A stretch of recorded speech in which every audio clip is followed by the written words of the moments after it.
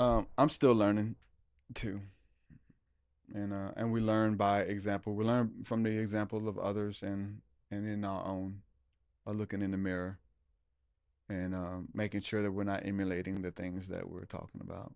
Yeah. We see in others because we have a sense of this thing that makes us like justify, you know, things when we do it. Oh, we're struggling, man. God's still working on me, but you drop the hammer on the other person who did it and got caught. Mm-hmm.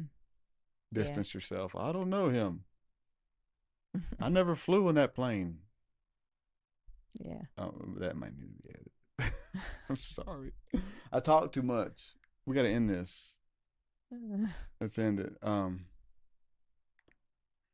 right. Well, before we end, I want to read a scripture.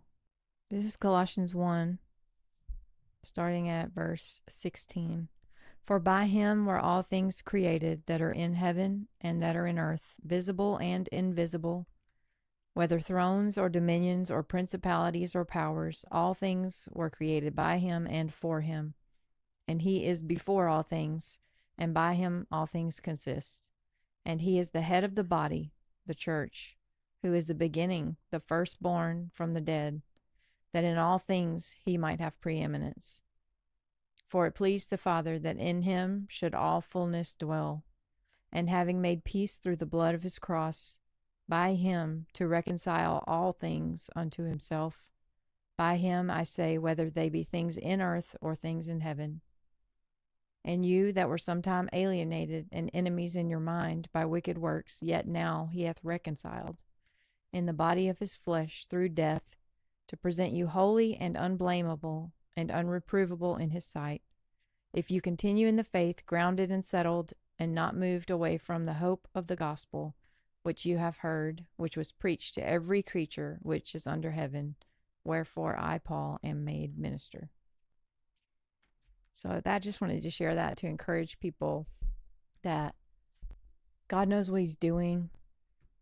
He created all these things for a purpose, and it seems scary, but in the grand scheme of things, he's in control. It's not scary. Just keep holding on and persevere to the end. Because if Paul was made minister over all of those things through Christ, then we are too. We are the head and not the tail.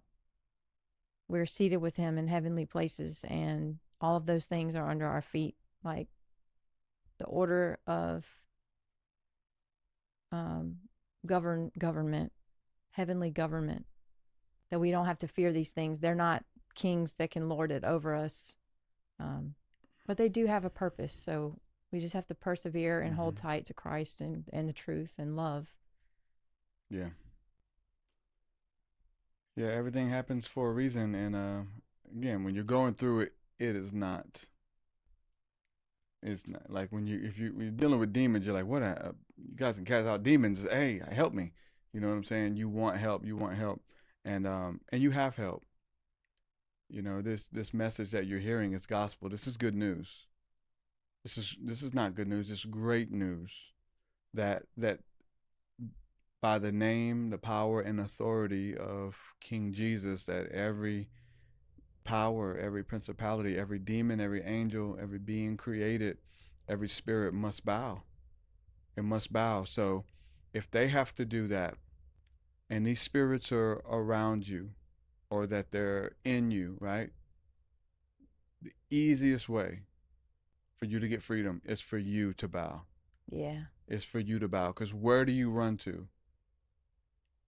He ain't the first. Let's just be honest. He's not the first thing you run to. You run to gossip. You run to get so and so's opinion. You want 2 or 3 opinions before you ask God his. Like, he wants to be the first. God is a jealous God. Mm-hmm. Why do you run to all these lesser things? You haven't learned by now that they're not going to fulfill you. What is it that is the demon is the thing that's telling you to run to other things. And Yeah. the other stuff is just trying to keep you focused on other stuff, Mm-hmm. so that you don't cast that demon out.